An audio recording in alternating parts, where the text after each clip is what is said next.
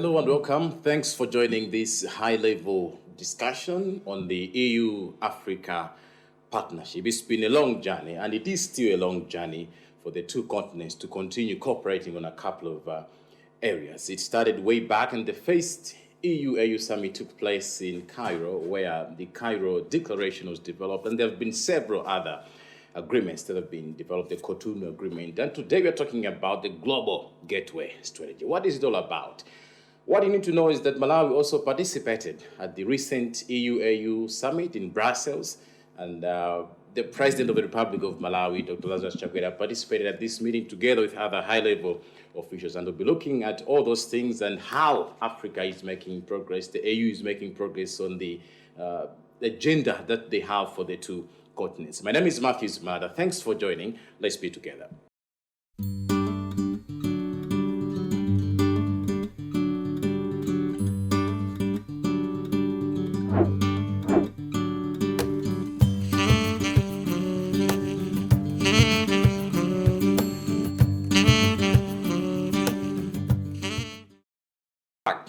Like I say, today we're discussing nothing else but the EU-AU partnership. It's been a long journey, like I said earlier on. And President Lazarus Chakwera did attend the 2022 EU-Africa Summit in Brussels. And let me first of all introduce to you the high-level panel that's going to discuss with me all these issues. And I need to start with the Minister of Foreign Affairs, Honorable Nansé Tembo, who also accompanied the President to the AU-EU Summit. Welcome, Honorable Minister. Thank you very much. We are also privileged to have the EU Head of Delegation, who is also EU Ambassador to Malawi, His Excellency Rune Skinebach. Glad to have you. Thank you, and thanks for having me. And indeed, one of the key issues that were discussed at this summit were issues to do with the environment, and this is why in the program we have Gloria Kamoto, who is also one of the environmental activists that we have in the country. She also works with the Center for Environmental Policy and Advocacy. It's good to have you, Gloria. Thank you very much.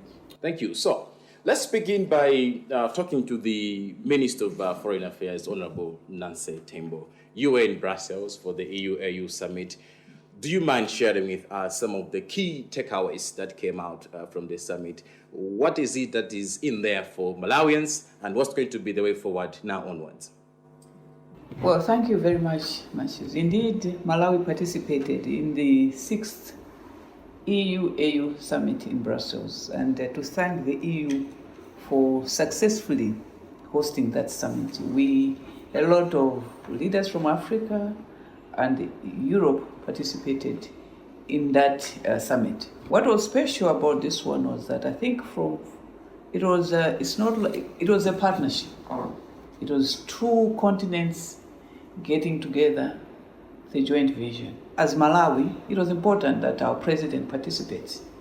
One, as president of Malawi, but also as a global leader, a chair of the SADC region at this particular point in time. But for us, I think the main takeaway from the summit was the global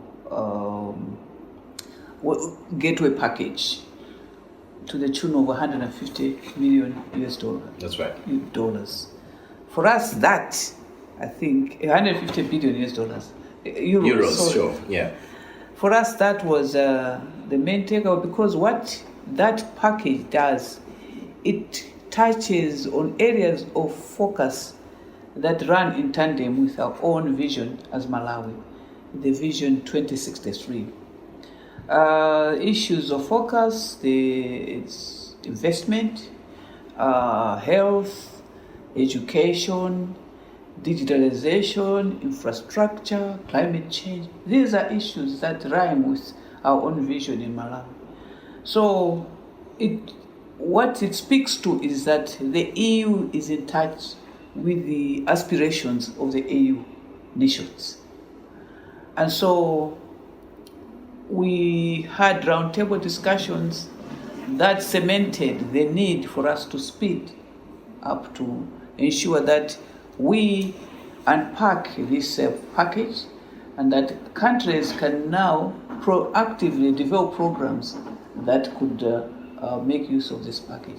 So for us, it was a very successful trip. and that Malawi stands to benefit. But what also was important was that our president was able to engage with the EU commissioner. And that at that meeting, our president now took advantage of this summit to discuss bilateral relations between the EU and Malawi. The EU has been a major partner to Malawi. It has assisted us to develop our country. And just recently, I think the ambassador is going to speak to it, the package that has been given to Malawi. So for us, it was important that our president meets with the EU commissioner to try and bring to her attention the vision of Malawi, to speak to it in person with her so that she can understand our issues better. So I think I can, in a nutshell, say that this was a very crucial meeting that we needed to attend, and that the takeaways, as the package speaks, is something that Malawi can take advantage of. But we have to be proactive, because it's a lot of countries looking at the same package. Mm-hmm. So it's us as a nation, as various sectors in our government, to ensure that we develop programs that can take advantage of this package. Interesting indeed. I know I'll come back to you a little later, and there's more to talk about. But I just want to understand from you briefly, indeed, what do you think is going to make a huge difference now? This is not the first summit that you have had. Why do you think this summit matters most? And how do you make sure these things they're talking about really trickle down to the person on the ground and benefit the two continents? This package has come at the right time. Mm-hmm. We're just beginning to recover from the COVID pandemic. And I think you agree with me that the COVID pandemic affected every aspect of our economy, of the well-being of the citizens of this country. And this package speaks to that. There is components that deal with the pandemic as well. Mm-hmm. There is components that deal with investment, promotion of investment. And the COVID situation, I think, really had a big blow negatively on the on investment prospects for the country. The education sector, which has suffered so much. So for us, this package comes at the right time, this engagement comes at the right time, when we are now resetting to start afresh going forward. And the EU has been sensitive enough to the plight of African nations. And now that we're speaking as partnerships, we're able to engage at that level, okay, and bring these things to fruition. Interesting. Many thanks indeed, Honorable Nancy Tembo. Now, let me go to Ambassador Rooney Skinebach. I'm sure the summit did provide an opportunity for the EU to reaffirm its support to African countries. In a wide range of issues. You're looking at the energy sector, climate change, trade, and all that. Just share with us, what do you think might have changed after the summit between Africa and the EU? Yeah, and thank you for that question and for giving me the opportunity to explain our perspective on the summit also. First of all, this is the first summit, the first opportunity for European and African leaders to meet in 5 years. It's been 5 years since the Abidjan summit, and it has been 5 years where lots of things have happened, lots of things have changed. I think usually you have these meetings after 3 years, right? Yes. Okay. But now it was delayed due to the COVID pandemic, the very pandemic that reminded us of the interdependency, of the significance of global challenges. It also reminded us that we need to partner up. We cannot work alone, and we cannot stay in the traditional donor-beneficiary relationship, if you like. We need to be real partners because we are facing the same challenges, and we share the same visions, and we have the similar objectives.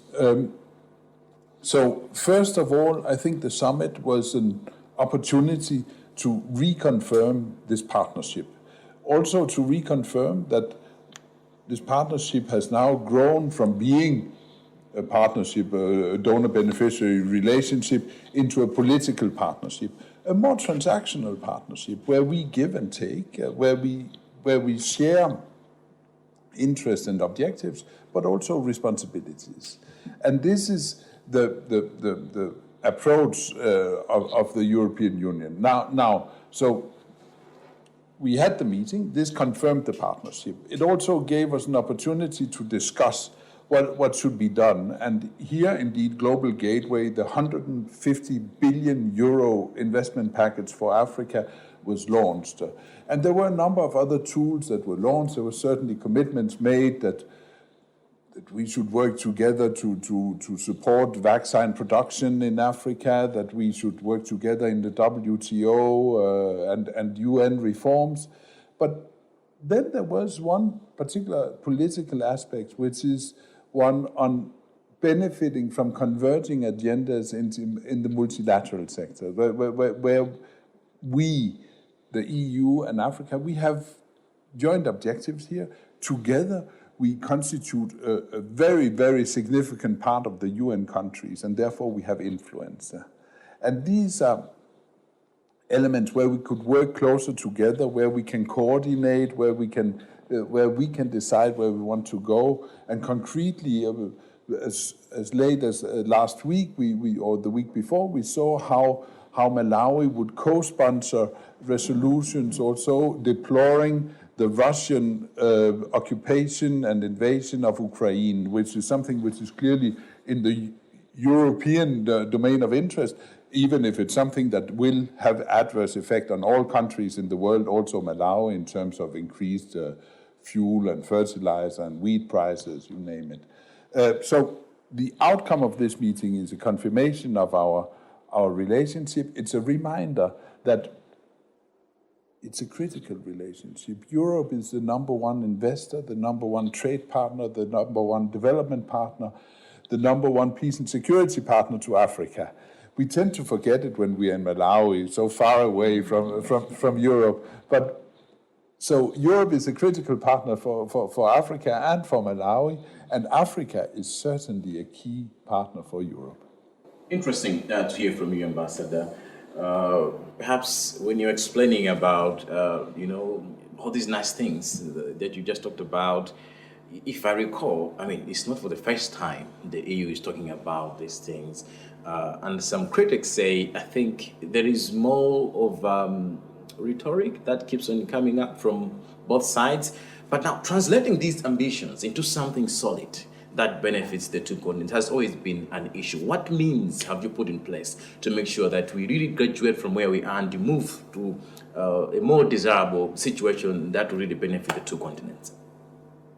I think the examples I just gave demonstrates that we can identify very concrete aspects where we can work together. Okay.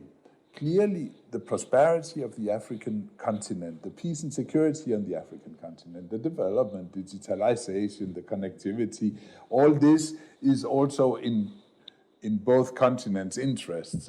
You know as well as I that there is a major concern in Europe about migration from the African continent into Europe, but this is not so much of relevance for the southern part of Africa, but very much the north. Therefore, we see, I would say, a focus both in terms of attention, but also in terms of resources for the Sahel and the Horn of Africa from Europe. And this is exactly where the Global Gateway is interesting. And as the Honourable Minister mentioned, in Malawi, we need to be proactive. We need to see what are the opportunities placed here and what can we do for Malawi with the funds available also. When I say for Malawi, I mean for Malawi that is in the interest also of the European Union, because remember, we are always in a transactional relationship where we have to identify win-wins that can be to the benefit of both parties. Interesting. So one of the key issues that we're struggling with as the whole world is an issue to do with climate change. obviously we need to do a lot on this issue, and we are privileged to have Gloria Kamoto. You have been very much active on the ground trying to advocate on these issues to do with the environment, plastics. Actually, she is the Goldman Prize recipient for Africa, and congratulations for that once again.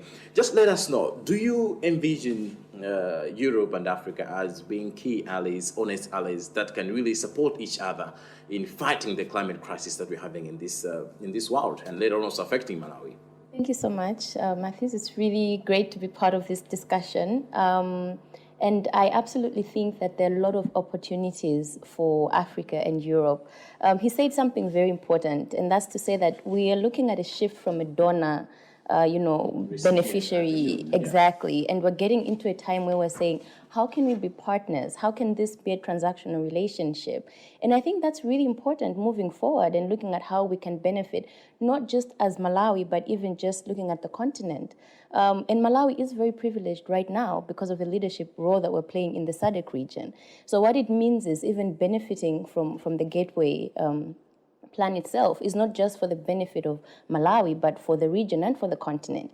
And this is important in tackling issues of environment because these are transboundary issues. So you cannot tackle climate change in Malawi and then think that you have solved the problem. It's impossible because to begin with, the challenge itself has begun from a whole different geographical area. You know, the impacts in a different geography are now impacting countries like Africa at a really large scale. And we constantly talk about how we are not, historical emitters. And yet, we are the countries that are being the most impacted by climate change. So how do you reconcile this issue in that? How do we then get to a point where we also feel that we as African countries are not just benefiting or just being supported to get by, but that we're actually being supported to get to a point where we ourselves can build back better. It's one thing to talk about building back better. It's another thing if you don't have bricks. So we as countries like Malawi, we need bricks, and those bricks are in the form of resources, the financial capacity, the investments that will help us to develop to a point where we're able to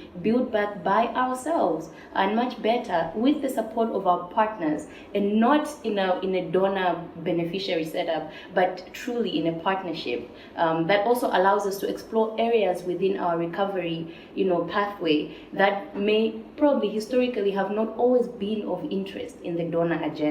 But it also means that we will be the ones to set the tone for what we want that recovery to look like. So it's no longer whether, this time Europe is interested in education and that's where all the funding is going. But it's an issue of saying, what does Malawi need? And how can we then determine the agenda for what will be financed, what will be supported, and how we'll collaborate with the European Union in achieving that?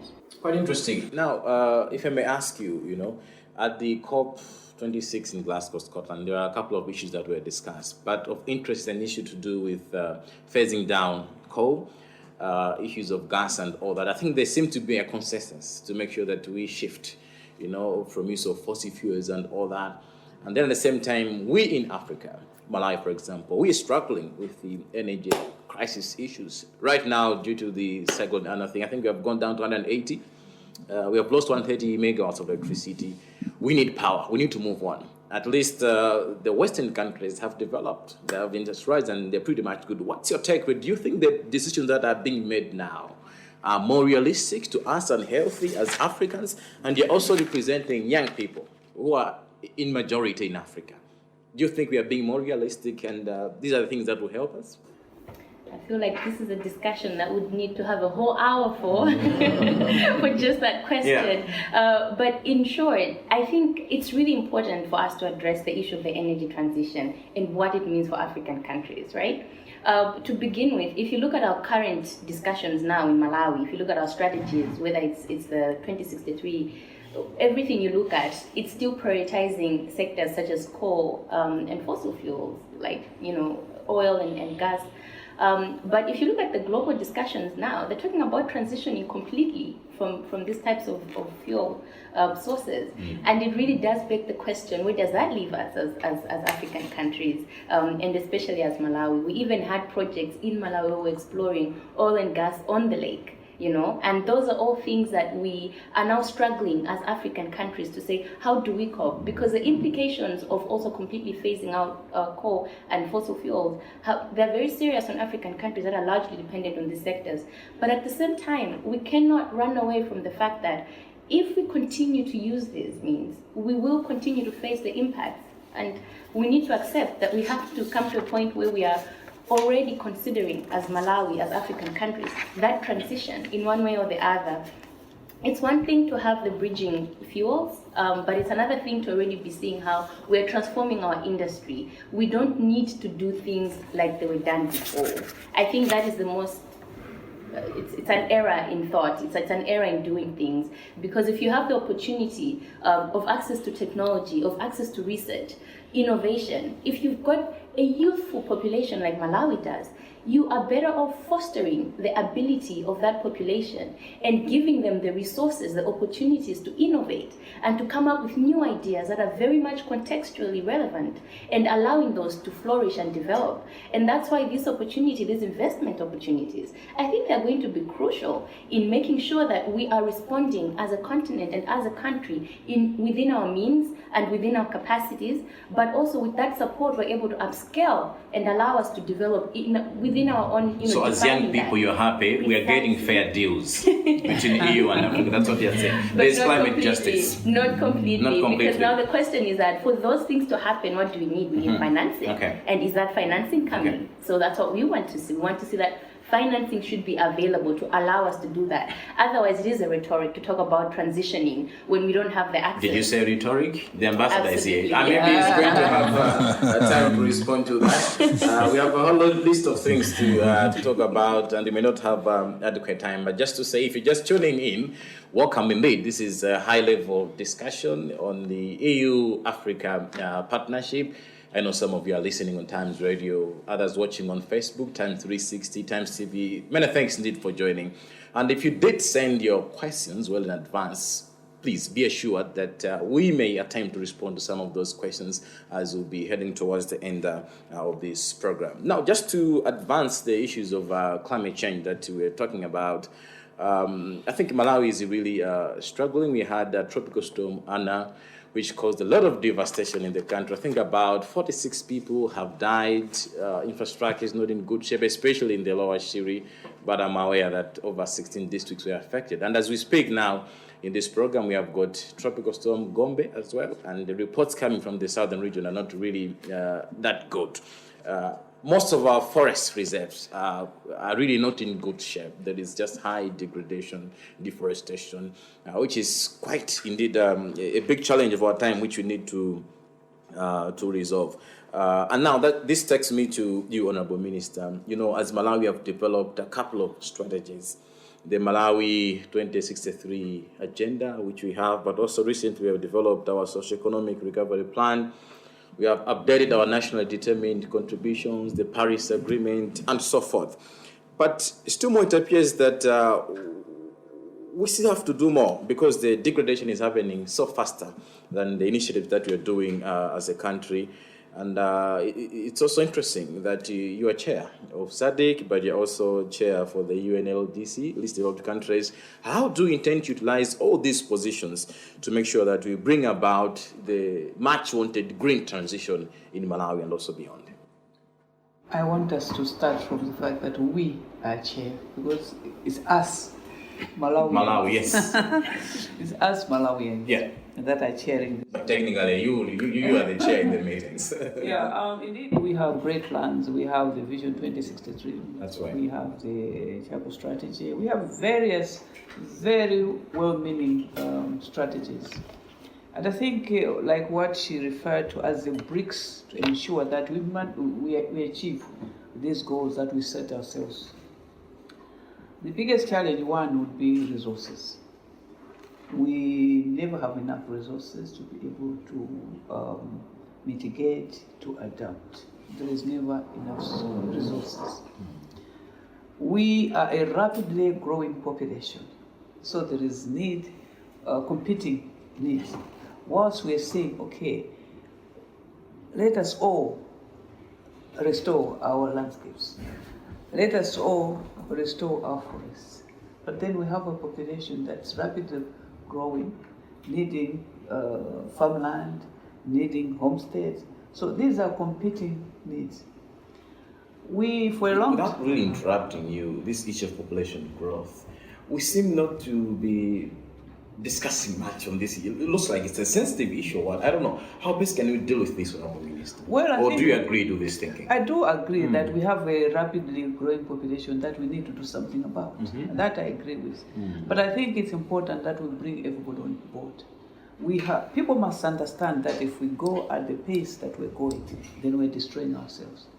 The damage that has been caused by Cyclone E should wake us up to that realization.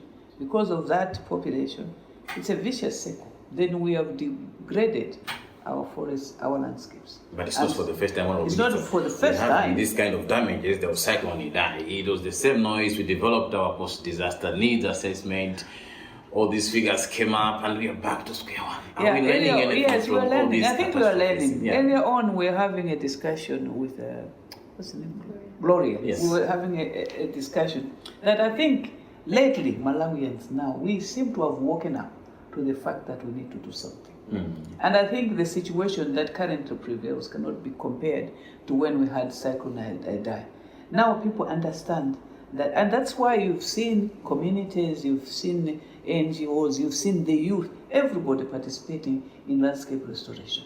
It's not like it's the first time. We've done these things before, but we really did not pay much attention. The tree planting season would come, we would plant trees and would leave and go. The next year we'll come to the same spot. But this time you can notice the change, that there's an awareness. So I hope that the awareness that is there for restoration and planting of trees and conserving and preservation of our forests can translate to also a sensitization of the fact that can we do something about this rapidly growing population? It's a very sensitive issue for politicians, for the church, faith-based organizations, and for culture.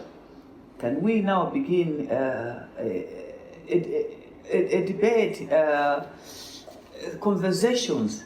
How do we look at these issues? And that is why I would like to commend the Ministry of Natural Resources that they have set out, they're going to have a workshop where they're inviting all the traditional leaders to discuss these issues that have an impact on degradation.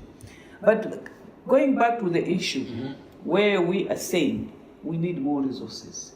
We are a very small economy and we've had all these challenges that have had this impact on our economy. Sure. Even the pandemic, the degradation that we've suffered within these last 2 years of the pandemic has been so huge. I think because people lost jobs, then they resorted to nature in order for their livelihoods. Yeah.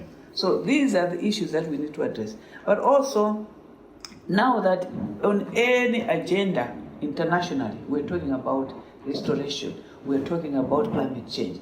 Wherever we go, these are on the agenda. Within the SADC region, within the AU region, even at this summit where we went in Europe, this was a huge agenda item because everybody is feeling the impacts of climate change, especially us. But the fact that we're talking about it, the fact that we're investing in it should help because I think hitherto we've had challenges in resources. And even within the Malawi government, I think there's an understanding that we need to do more because issues of climate change are cut across all sectors. Sure. Our education system is impacted, our health system, our agricultural system is impacted. This issue of energy, like we've said, we need to address issues of energy. And I think we have to be mindful of where we are economically and because Europe has moved on, and I think they're better able to mitigate. For us, we are moving from using biofuels, and our plans were now before we get to the ultimate destination, we're having to go with this thinking of perhaps using gas in the urban areas, something that in other areas of world communities are saying no gas. But for us, we cannot jump from one extreme to another extreme. We have to transition. It's the way we manage this transition that is going to make us. But we have to do this together, and the understanding. And I'm glad that government has put in place programs that assist. The MAREP program is going to help, making sure that even in the remotest of areas, they have access to electricity. And for us, electricity produced from sustainable sources, but from hydro, from solar. This, I think, is you can tell even from the programs of government that now that's the way we're going. And these are there within our Vision 2063 vision that Interesting. we move to these sustainable sources of energy. So yes, the will is there. We all have to pull in the same direction. The will is that it's interesting how you speak about these environment issues with passion, straight from your heart. That's really amazing. How are you managing the transition from the bush to all these high offices, diplomats and all that? Has that been easy? Well, you just have to do what needs to be done. And for us, like I said, I've moved from the in dealing with issues of the environment. But even within the foreign ministry, these are featuring very highly now. Interesting. So we're very comfortable. Very comfortable. That's what she says. If you're just tuning in, this is a high-level discussion on the EU-Africa partnership, renewed hope, joint vision, and all these things that we need now to embrace now. My name is Matthews Malata, and in this edition, we have Honorable Minister of Foreign Affairs, that's Honorable Nassir Tembo, MP. We also have His Excellency Rune Skinnerpatch, who is the EU Head of Delegation, but also the Ambassador to Malawi. And we also have Gloria Kamoto, an environmental rights activist, and also working with the Center for Environmental Policy and Advocacy. See you shortly indeed. Thank you.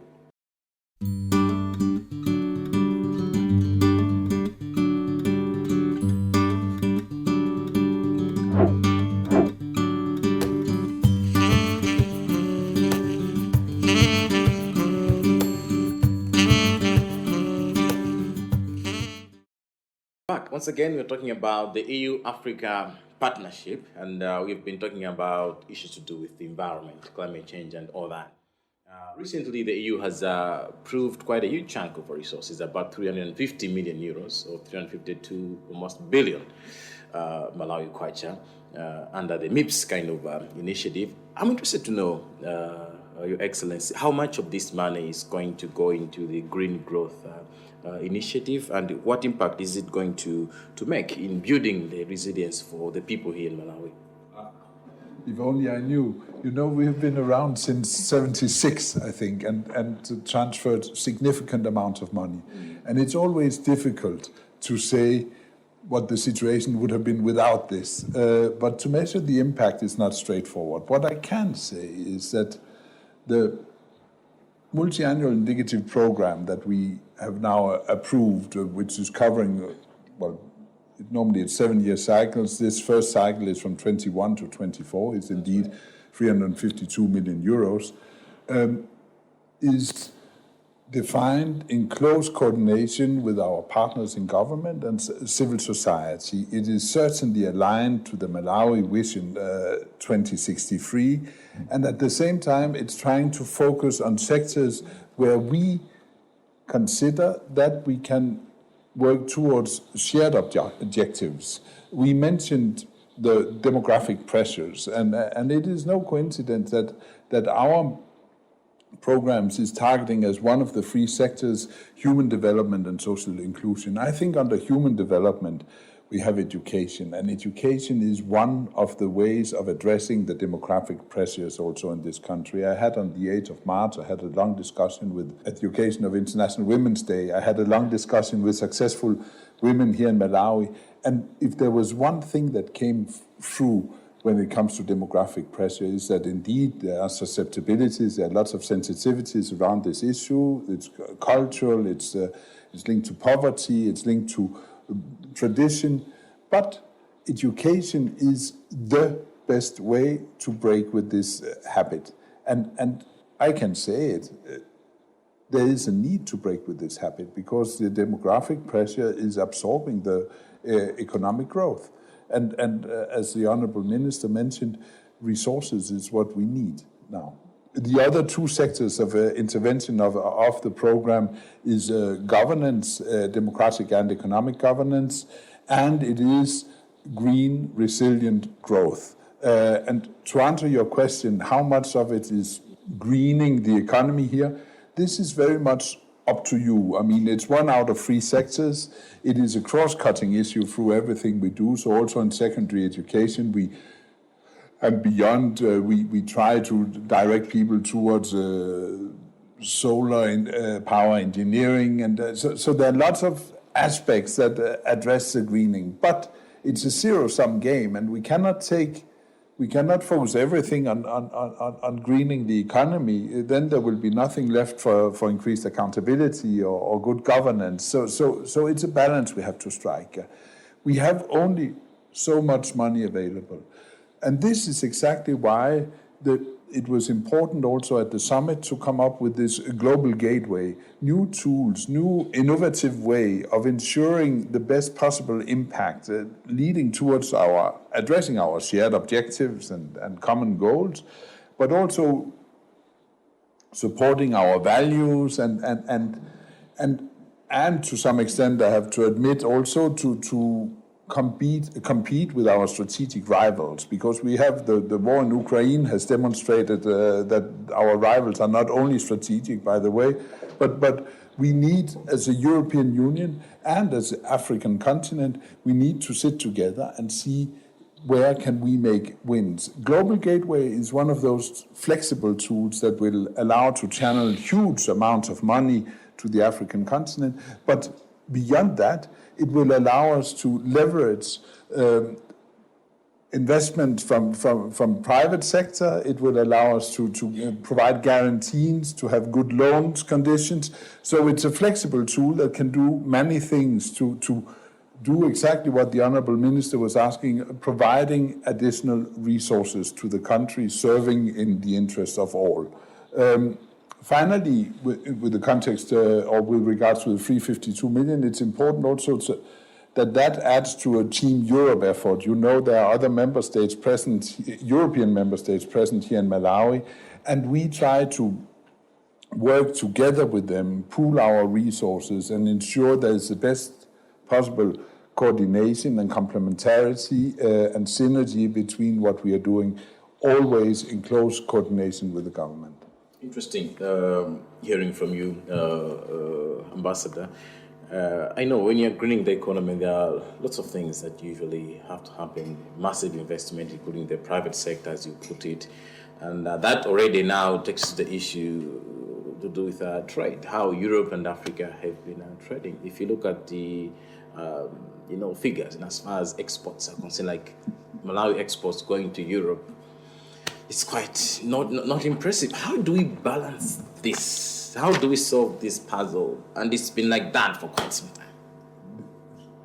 Malawi's exports going anywhere. People say some of the conditions that the EU usually place, yes. That kind of they deter most of the investors to sprout and do business in the way it's supposed to be. No. We are still exporting raw materials, jobs, and all those things. But this are you happy with that kind of status as EU?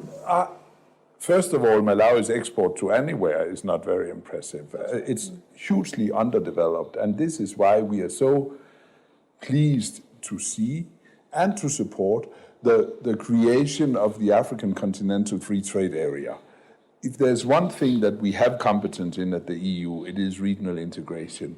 It is development of free trade areas. This was at the very basis of the EU. We thought that this would be a mean to create peace and promote democracy in the European continent after the Second World War. And we are sure that those are approaches that also applies to the African continent. So peace, but also economic prosperity. Now, we are very pleased to see the way Malawi engages, assumes the leadership of SADC now, engages in LDC, you mentioned it, but also in the Human Rights Council. There's So, for example, the Global Gateway will make sure that, for example, African brands find it easy to make it on the EU market.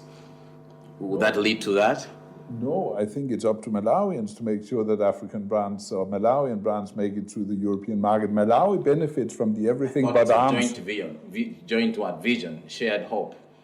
Is it just up to Malawi? Or? No, we can make it easy, but to make it happen, it is the government of Malawi. It's not our role to we want to promote or rather to improve the framework, a framework that can attract European investors. We want to improve a framework that can provide easy access to capital. We want to ensure that there is as little red tape as possible, that there is as good as possible predictability, there's as little as possible corruption in the country. Yeah. So people come in and invest. Now, to make the export happen, what we can do is to make sure that there's no tariff or barriers of other sorts that prohibits this export to happen. As it is now, Malawi is benefiting from everything but arms, EBA, which gives relatively free access to Europe. As you say, very little is happening. Very little goods are being exported to Europe, and that's a pity. And we are working on it. I think one of our under the green and resilient growth, we are looking into diversification also of the agri-production. Here, there are huge potential for high income or high value crops, macadamia nuts or hemp production or other things which could feed into such a logic. But while we share the same objectives, the same goals, values, history, the ones that must make it happen is the Malawians. Thank you so much. We don't have time, but I wish we would extend that discussion. But maybe as we wrap up on this issue, and we also hear from some of the people that did send in their feedback, Gloria, what should be the role of young people in this green growth initiative? We have the Tonse government talking about 1 million jobs. Should we look at this as something that we can utilize, so the government can take as a priority to make sure we create more green jobs and benefit the country? I don't think we have a choice about whether the youth should be involved or not. I think that is the only way. Yeah. That's what I want to hear from you. And so I think in looking at it from that way, you would appreciate that currently a lot of the change that is happening is because of the voice of the youth. Even at COP, I think it was the youth that were able to mobilize, and decisively state that this is what we want. A lot of the iconic figures that we're seeing now that are leading change, whether it's in governance or in pushing for a specific, change, even the transition for Malawi right now, a lot of it has been led by the youth. And so I think that the role of the youth should be to empower them, to provide them with those platforms, to be able to, as we have said, it's a collaborative, a partnership, to be able to influence what needs to be done, to be able to provide inputs into what needs to be done. There's a lot of opportunities, especially in the environmental sector, for innovation, as we've spoken before, but a lot of those are also being led by the youth, but many of these don't have opportunities to resources, for example, and not just resources in terms of money, the financing, but even just the education, just the capacity. A lot of them are in rural areas where they'll probably not have access to, to a university or even a lab where they can conduct experiments on the different technologies that they are interested in developing. And these are things that we should be looking at developing. So areas of education, those are crucial. Areas of financing, small businesses, those are also very crucial areas for the youth. Sorry to cut you short, I've heard young people say, what we lack is not like ideas. Okay, we have them in abundance, okay? But we need money to implement these things. And you have the whole EU here. What are you saying, really?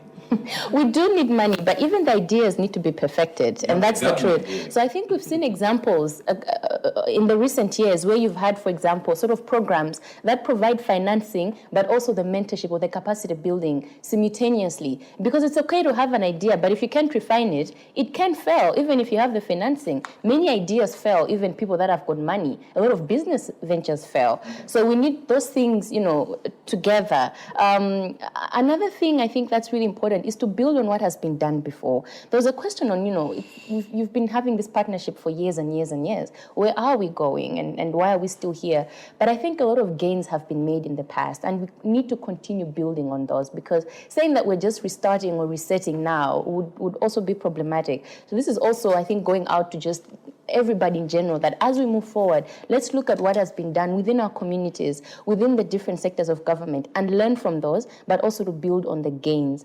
For example, I think I saw just over the weekend in the newspaper that there's been financing to smallholder farmers that has been made available by the EU. And it's in partnership with First Capital Bank. And I'm just thinking, EU has actually financed the piloting of the customary land laws in Malawi, right? And that was essential in helping smallholder farmers understand that they can also have security of tenure. And in having security of tenure, they can actually access financing for their farming activities. And can you imagine a smallholder farmer in Kasungu being able to export to Europe, different products? Those are things that we want to see, but something like that would have to build on something that has been done before. So this financing can build on those specific interventions and allow such farmers to actually access such opportunities from a place of, interventions that have been already done. Interesting. I think we can book more time to discuss those issues because we have been investing in these areas for quite some time. How better are we doing as a country? Where are these things? Those have been our ambitions for quite some time. Where are we missing it? Now, Honorable Minister, as we wind up, maybe briefly indeed, what's your vision now in as far as the foreign policy is concerned for Malawi? And what's the role of the AU and the EU in accomplishing that vision on behalf of Malawians? Briefly, then we'll go to the other questions that we have. I think the vision, let me say the vision of the Ministry of Foreign Affairs will be economic and development diplomacy. By that I mean that our ministry to facilitate, to act as a catalyst to attract investment, to attract programs into Malawi, using our missions abroad as hubs of information, where investors within those countries are able to interact with our missions and to obtain information that is current, because that's the challenge we have sometimes, that we're not able to provide information that is current. If an investor comes to an office and interacts with an official, and the official has no idea of the information required, then it's a challenge. So to make sure that our missions are empowered, that they understand the market needs, they understand the investment needs of our country. Mm-hmm. Recently, we've had an engagement with the High Commissioner for India, where through the Ministry of Agriculture, we have the Indian government would like to buy from Malawi 50,000 metric tons of pigeon peas. Mm-hmm. Now, you want our mission in Delhi to have all the information, to be able to interact with the buyers, with that market. And we have to have people in these missions that are relevant, people that are conversant with the needs of the investor, but also how, as Malawi, we can satisfy that requirement. We would like to make our missions to be able to be like how we have MITC here. Can we have our missions acting as MITC? And so we have to diversify. But when we diversify, which ones are areas of, because if we are saying our exports have been negligible, that's not something that we need to be proud of. We need to diversify. Our farmers must be empowered. Our farmers must be mobilized to fulfill a particular investor's requirements. Because what I've heard, one of the missions called to say, you expect us to engage and mobilize. And once we have the market, we call back home, we can't fulfill the required quantities that are required. Quite a tricky situation. Is it possible then for us to mobilize once we have this market? Mm-hmm. mobilize our farmers in order to achieve that? Can we have cooperatives that work together? Because I think we tend to work in silos. If we can get our farmers, if we can get our traders, we can get, and they must understand the requirements, the conditions of the product that is to be exported. Because there was a time when farmers were mobilized to export groundnuts. But when that groundnut was exported, it was rejected because they did not fulfill the conditions. They missed out on some of the requirements. Thank you. So that's what we need to share knowledge, share information. So make our ministry to be the hub of that information if an investor would like to engage with the We need Malawi more government. of these meetings and discussions. Yeah. I think we have got a lot to learn from you. But there are two questions that came from the people, and this is from, first one was from Frank Joseph. Basically, what he's saying is that, his fear is that their views are not respected. And the other issue from Shami Willie is that resources are being abused, not being used for the intended purpose. How do you briefly respond to these two questions? I think if they're I don't know, being respected by who. If they're referring to the current administration, I would say we are spot on respecting the views of the public. We have been criticized before, and we have responded to the views, the wishes of the citizens, where we felt that they were valid and they made sense. So, as far as our current administration is concerned, I can speak confidently that we respect the views, and we absorb them and analyze them and the respond. abuse of resources? Abuse of resources. How are we abusing the resources? We had to know. Yeah, because I wish the question was explicit as to how we are abusing resources. We are trying our best. One, we feel that certain things have not gone right in the past, and we're trying to rectify, bring back the order, bring back a system that serves the people of Malawi better. We are doing that. As far as listening, the Vision 2063 itself is an epitome of listening to the people, because these are the views that were brought together in order to come up with Vision 2063. The high five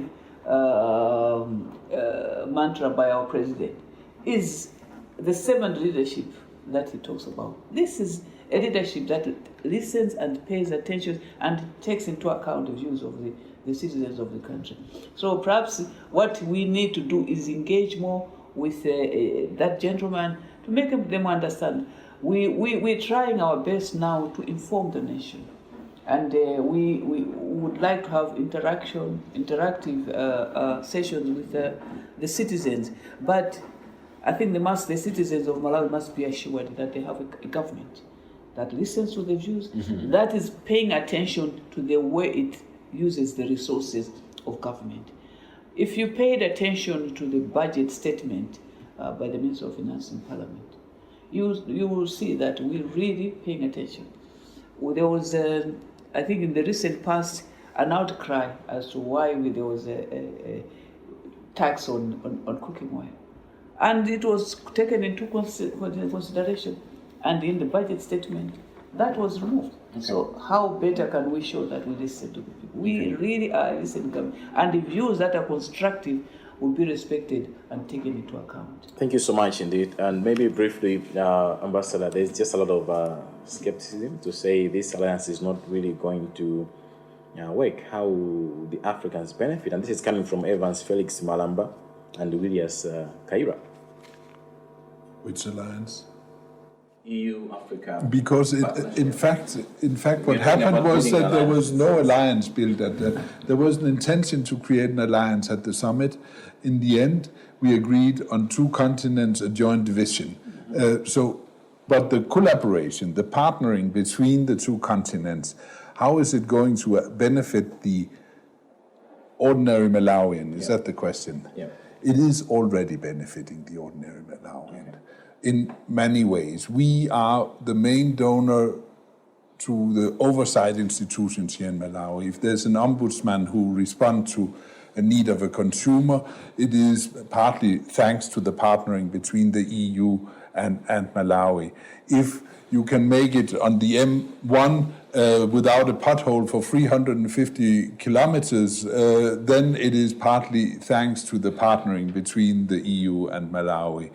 If we have TVET centers and secondary schools and bursaries for female students, at least a number of them are financed thanks to the partnering between Malawi and the EU. So there are many, many ways. There are probably 352 million ways in which the ordinary Malawian will be benefiting from this partnering in the future. Interesting to hear from you. And Gloria, as we wind up, there's just a comment from Derek Saka, employ young people in the sector. Basically, I think that's what Derek is saying. And Louis Chakanga says, it seems like it is very difficult for poor countries to benefit anything from this kind of relationships. What is it that has changed? You go into a new arrangement before evaluating what we have been implementing in the past. Briefly. No, I think that's a very good point, in the sense that people need to see those 350 million ways in which they're benefiting. And I can guarantee that there are a lot of interventions that have happened from that partnership. Even as SEPA, we have been in partnership with the EU through different partners, where we've implemented a lot of projects that have benefited a lot of Malawians, whether it's in waste management, in security of land tenure, forest-based enterprises. And all these, I think, have really made a substantial impact in people's lives. But as I said, it's really important to look back and build on those gains and make sure that we're not moving forward in a new vacuum, but that we're looking at what has been done and how it can be improved. No, undoubtedly, it's not everything that goes as we plan, and this is how it is in a developing context, in a world where things are constantly evolving. As Honorable had said, if you look at just the COVID crisis, it's one thing that has really had an impact on even just the environment. And you'd think that these two are completely unrelated, but it has set us back so far. And now we need to be looking at how we can move forward. And this is a huge opportunity for us to redefine those partnerships and say, how best can we go into these, different interventions, design projects that are really inferred by us and for us, and that it really is a partnership. It's also translating into benefits for the EU. And one important thing I wanted to highlight, especially, for example, in energy. Yes. Especially on energy, I think this is a very crucial issue, and it really needs to be addressed in these available resources. And I say this because one of the main reasons for the environmental degradation that we're facing as a country is because of the increasing demand for energy. And for a country to develop, you need energy. There's no country that has developed without energy. So the investments that are being made really should look at how we can already be adapting as a country. And while there are a lot of reservations on how we can define our bridging fuels, I think there's also that need to really be sure that whatever technologies we're introducing work for Malawi, but also they are sustainable. And we've got a lot of opportunities as Malawi, whether it's in hydropower, and that's where we need big investments. And a lot of donor partners will be unwilling to fund those kinds of investments. Okay. So this is a huge opportunity for us to move from the usual business as usual and say, how can we do something different? Yeah. Typical of activists, you have to stop them to speak. Not surprised. Otherwise, many thanks, Nid Gloria, for your sentiments and your thoughts. I think we have learned quite a lot. Thank you for joining. We did appreciate your time, Ambassador Rooney Skinnybatch. It was really interesting hearing from you. Honorable Minister, it's not easy to get hold of you. We did appreciate for creating time to be on this program. That's the end of our special discussion today. Have been Matthews Malata. I hope you have benefited a couple of things from this program, AU-Africa Partnership. Many thanks indeed. Till next time, goodbye.